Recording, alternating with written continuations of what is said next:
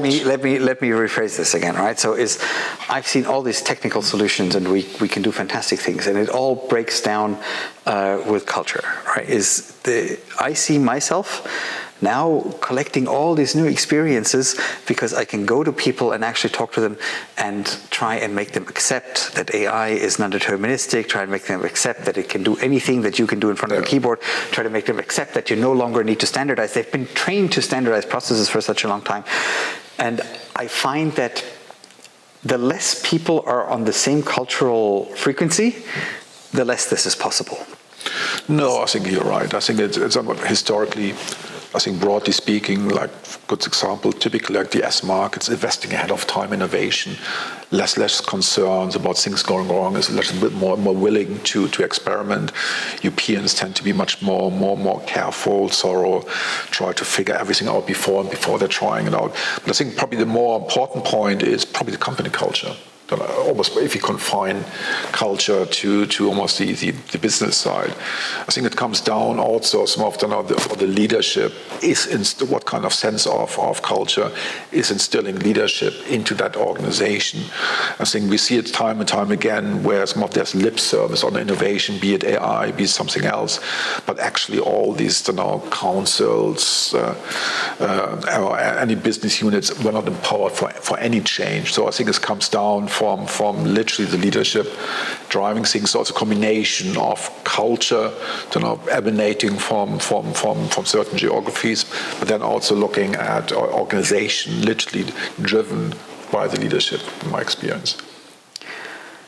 Well, and leadership is short term these days, right? People are on their tenure, and then after that they get to go somewhere else with a golden parachute. But I think that's where some probably successful organization also differentiate from other organizations, not just having just shortism, looking especially at something as impactful as AI could have, and driving that change. But also I think from what we are seeing, the smart organizations looked at AI, other innovations, literally for change or driving that change, and not just for productivity. Where this organization just drive productivity, it's a race to the bottom anyway. I also see in these conversations, right, that a lot of people obviously see that a lot of jobs are being killed. And these jobs are not in front of the machine. As last cycle we had industrialization, but they are the content workers, the lawyers, the tax advisors, the whatnot, right? That's what we're replacing now. No one should be surprised because it's exactly what we did to the machine workers before. But we are surprised, of course, because we didn't expect cognitive work to be automated. And we can pretty much exactly say which jobs are going to be gone. And the fear of people is because statistically we can say every time we eliminated a whole bunch of jobs, many more jobs came into existence, which has been true throughout history.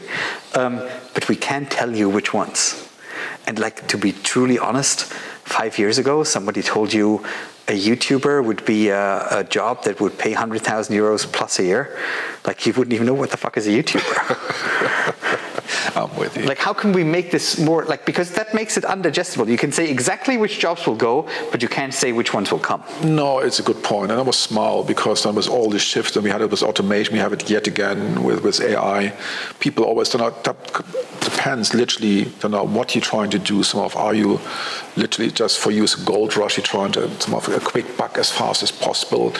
Are you on the other spectrum? You're really concerned about society, impact on job. And people always point at similar reports like McKinsey. And the same reports, on one hand, you see allegedly some of the economic impact, big figures. So everybody quotes McKinsey reports saying, according to McKinsey, this technology provides such an impact, organization can achieve X, Y, Z. But the same report, to your point, is also the impact on jobs, not always full job replacement, but activities. It's all in the same report. But so, again, the way we deal with that information is very selectively.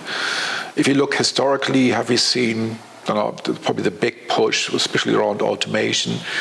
We haven't seen it on the buy side, but we have seen it on supply side. BPOs were shedding a lot of people back in the day. So it's not so often there's no jobs being applied, but at times it's also talking about societal impact, talking about job displacement. It's almost like a dirty world. You're seen as a Luddite, some of raging war sort of against innovation. I think we have to find a way of between those extremes, so not just people trying to make a quick buck or some people being portrayed or misportrayed as Luddites. So of a meaningful and responsible discussion, because there's so much change. And again, when I said earlier, the real value of most innovation, but in particular cloud and AI of late, is around when we rethink the way we do work as operating model. That's been the fundamental shift. So by definition, it means a different way of working. So of course, on the lowest level, there will be a displacement of activities. Not always full jobs, but for sure, some of the displacement of activities. So you keep repeating this word operating model, which I think is a very good word. So far, you had an operating model and saying how the company works and support its value chain and all these things. And then you had technology to support it. Is a more modern operating model, does the operating model itself include data and AI maybe? No, I think and just including how processes and companies should work together and how they make the market. It comes down to your ambition. If your ambition is to almost coming back to probably what's more not just you said it's a moniker, it's emotionally overcharged. Terms like agentic AI, that's correct.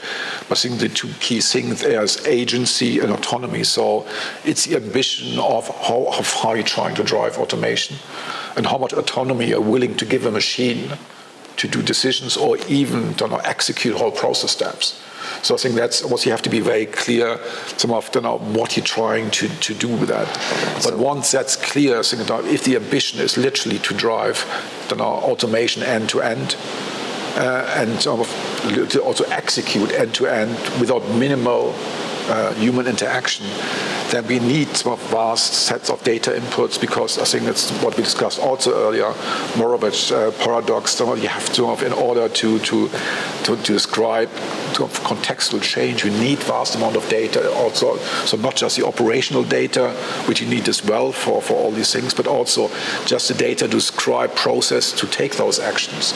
So in the end, it has to be data. So for me, it's the holy trinity, is cloud, data, and AI. This was awesome. You just said in a very business-minded way, what I've been trying to say is that you need the semantics with the data. You need to move from purpose-built data to semantic data, would mean understanding with the data so that we can keep reusing it. Absolutely. And also boring things like telemetry data. So just how organizations run, the insights we get from how our systems run, all those data is necessary. But almost it has to be accessible in the way that the machine can take action on it. And I suppose that's where almost your semantic data graph comes in. So you call this telemetry. This is very interesting, right? Because what we're basically saying, I rephrase this in a technical term, is we have facts that describe the world that we live in, and then we have situational data, which you just called telemetry, to describe the status of these facts. You say there's a crossing, and at 10:05 and 3 seconds, the crossing looked like this. Or you say there is a room and it has a temperature gauge, and the temperature gauge says the temperature now is this, and because someone turned off the aircon half an hour later, it's very different. And so that's what you're saying to describe the world perfectly? Pretty much because at the moment, what we're automating or trying to optimize, I think the way you phrase it, standardized processes.